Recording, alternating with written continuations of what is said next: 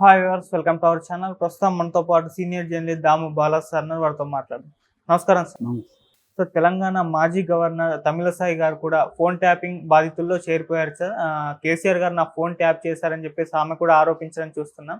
మరి ఆమె చెప్పిన దాంట్లో నిజం ఎంత ఉంది? చేసే ఉండొచ్చు అంటారు సార్. నిన్న ఒక బాంబు పేల్చిన ఆమె నిన్న ఒక ఛానల్కి ఇంటర్వ్యూ ఇస్తూ ఫోన్ ట్యాపింగ్ గురించి ఆమెను అడిగారు. ఇట్లా మీరు ఆరోపించారు కదా, ఇప్పుడు అది ఫోన్ ట్యాపింగ్ కేసు నడుస్తుంది, దీని మీద మీరేమంటారంటే, అవును నేను 2022లోనే ఆరోపించాను, అప్పుడే నాకు డౌట్ వచ్చింది నా ఫోన్ ట్యాప్ చేస్తున్నారు, అప్పుడు నేను చెప్పాను కూడా, కానీ కేసీఆర్ గవర్నమెంట్ దాన్ని డైవర్ట్ చేసింది, నా మీద లేనిపోనివన్నీ ప్రచారంలోకి తీసుకొచ్చి నేను చెప్పిన ఆరోపణని పక్కదారి పట్టించారు, మీడియా కూడా అప్పుడు అంత బలంగా తీసుకెళ్ళలేదు అనేది తమిళిసై చెప్పారు. యాక్చువల్గా ఒక గవర్నర్ ఫోన్ ట్యాప్ చేయడం అనేది మామూలు విషయం కాదు, అది ఖచ్చితంగా పెద్ద క్రైమ్ అవుతుంది. కానీ అప్పుడు ఆమెను ఎవరు పట్టించుకోలేదు, ఎందుకంటే కేసీఆర్ ఆమె మీద కూడా కోర్టుకి వెళ్ళడం, సుప్రీంకోర్టుకి వెళ్ళడం, ఈమె కూడా కేసీఆర్ ప్రభుత్వాన్ని ఇబ్బంది పెట్టే విధంగా అనేక బిల్లులను కావాలని పెండింగ్లు పెట్టడం, చివరికి సుప్రీంకోర్టు ఈమెకి చెప్పాల్సి రావడం, ఇలాగా జరిగింది. మామూలుగా ఈమె ఒకటే కాదు, ఇటు తమిళనాడు గవర్నరు, అటు కేరళ గవర్నరు, చాలామంది గవర్నర్లు ఇదే చేస్తున్నారు. అంటే గవర్నర్లకి చివరికి చాలా తీవ్రమైన హెచ్చరికలు కూడా చేయాల్సి వచ్చింది సుప్రీంకోర్టు. మా దగ్గర ప్రతిసారి చెప్పించుకోవద్దు అని కూడా గట్టిగా సుప్రీంకోర్టు చెప్పాల్సి వచ్చింది.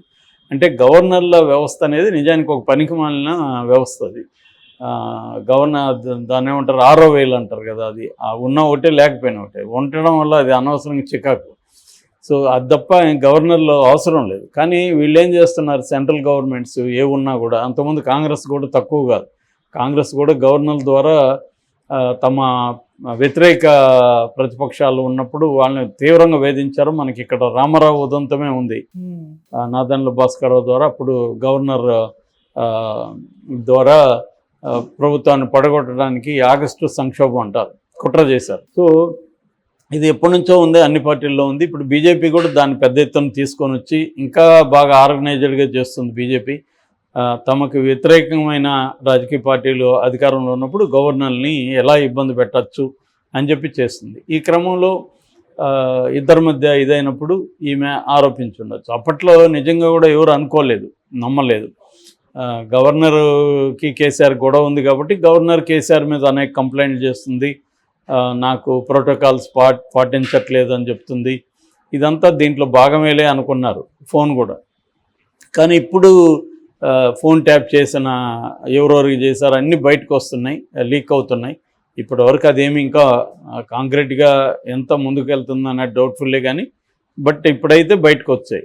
సో ఆ క్రమంలో ఆమె మళ్ళీ ఒకసారి కంప్లైంట్ చేస్తే అది వివాదాస్పదం అవుతుంది.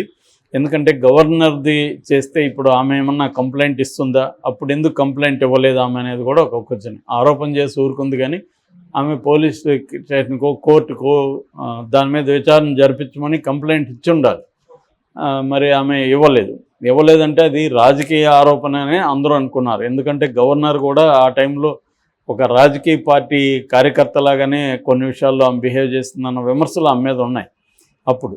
ఇప్పుడు మరి రిజైన్ ఇచ్చేసింది గవర్నర్ పోస్ట్కి, ఇక్కడ కానీ అండ్ పుదుచ్చేరిలో రెండింటికి ఆమె రిజైన్ ఇచ్చి చెన్నై సౌత్లో ఆమె పోటీ చేస్తుంది ఎంపీగా.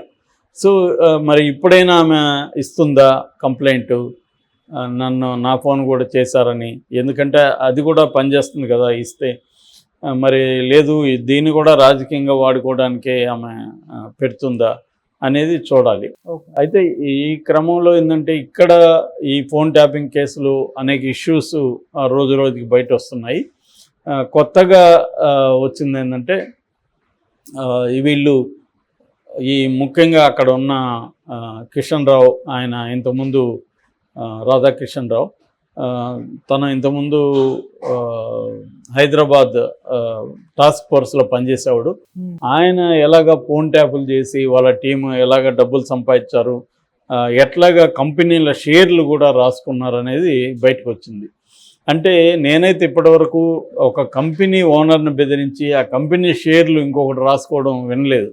అంటే ఇది మామూలుగా ఇది డెమోక్రసీనా లేకపోతే ఆటవిక రాజ్యమా తెలియదు మనకి. ఎందుకంటే ఒక కంపెనీనే చేయగలిగారంటే 100 కోట్ల షేర్లని వేరే వాళ్ళ దగ్గర రాయించగలిగారంటే ఈ ఫోన్ ట్యాప్ చేసి అతను బెదిరించి ఇంక ఏ స్థాయిలో క్రైమ్ జరిగి ఉండాలి ఆ టైంలో, బీఆర్ఎస్ టైంలో. ఇప్పుడేమో ఆ బీఆర్ఎస్ నాయకులంతా వచ్చి నీతులు మాట్లాడుతున్నారు. మరి దీని మీద వాళ్ళేం మాట్లాడట్లేదు. వాళ్ళని శిక్షించాలని కానీ లేకపోతే సివియర్గా పనిష్మెంట్ తీసుకోవాలని కానీ మాకు సంబంధం లేదు, కానీ మాకు తెలుసుంటే మేము కూడా తీసుకుని ఉండేవాళ్ళం, కానీ అట్లాంటిది కూడా ఏం మాట్లాడలేదు. పైగా రేవంత్ రెడ్డి మీద జోకులు వేయడం, రేవంత్ రెడ్డి ప్రభుత్వం కూలిపోతుందని కేసీఆర్ కూడా మాట్లాడుతున్నాడు. కానీ ఇది కానీ నిజంగా రేవంత్ రెడ్డి కానీ సీరియస్గా తీసుకొని సెంటర్ను కూడా ఇన్వాల్వ్ చేసి, ఎందుకంటే దీంట్లో టెలిగ్రాఫ్ చట్టం ఉంది కాబట్టి సెంటర్కి కూడా దీంట్లో ఇంట్రెస్ట్ ఉంటుంది. ఆ మధ్య సెంట్రల్ మినిస్టర్ కూడా మేము కూడా ఎంటర్ అవుతా ఉన్నారు. ఇవన్నీ నిజంగా జరుగుతాయా లేకపోతే ఊరికే బుడ్డ బెదిరింపులు అంటారు కదా, అట్లాంటి బుడ్డ బెదిరింపుల అనేది తెలియదు. బీజేపీ అదే అంటుంది, ఇతను గ్రీకు వీరుడు కాదు లీక్ వీరుడు రేవంత్ రెడ్డి, లీకులు ఇస్తున్నాడు అంతవరకే అని. అది కూడా పాసిబుల్, ఎందుకంటే చాలామంది అదే చెప్తున్నారు. బీఆర్ఎస్ని కంట్రోల్లోకి తీసుకురావడానికే రేవంత్ రెడ్డి చేస్తున్నాడు. బీఆర్ఎస్ ఒకసారి కంట్రోల్ వచ్చినాక రేవంత్ రెడ్డి సైలెంట్ అయిపోతాడు అని మనం చూసాము. ఓటుకు నోటు కేసు అదేమైంది, అన్ని రకాల సాక్ష్యాలు ఉన్నప్పటికీ దాదాపు 10 ఏళ్ళు అవుతున్నా ఇప్పటివరకు ఏం లేదు.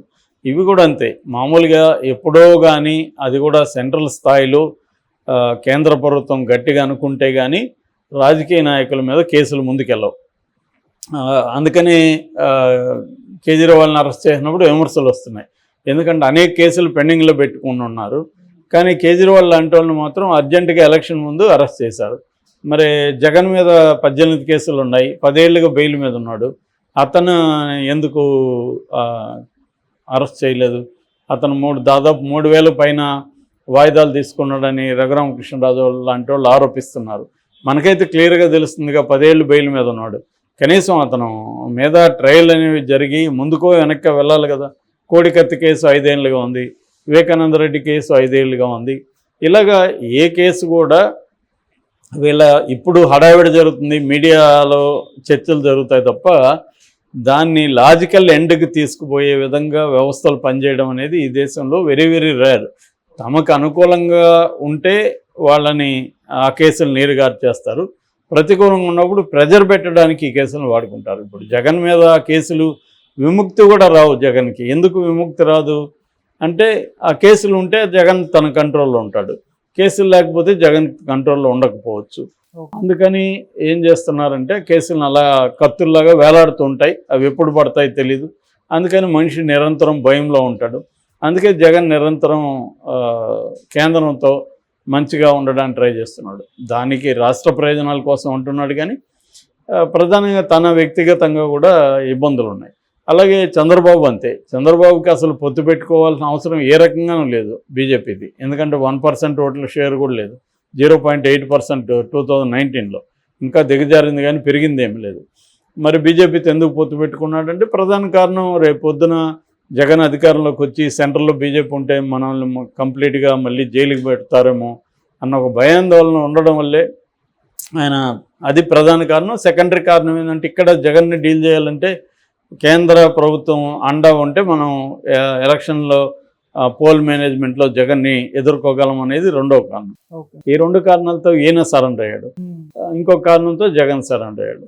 ఇలాగా మొత్తం సరెండర్ అవుతున్న క్రమంలో ఇప్పుడు కేసీఆర్ మీద కూడా ముందుకెళ్తుందా ఈ ఫోన్ ట్యాపింగ్ కేసు అనేది చూడాలి. నిజానికి గవర్నర్ కూడా రాజకీయ నాయకురాల్లాగా ఆమె ఆరోపిస్తుంది, కానీ ఆమె కేసు పెట్టాలి కదా, ఎందుకు పెట్టలేదు అనేది పెద్ద ప్రశ్న. Okay, thank you so much.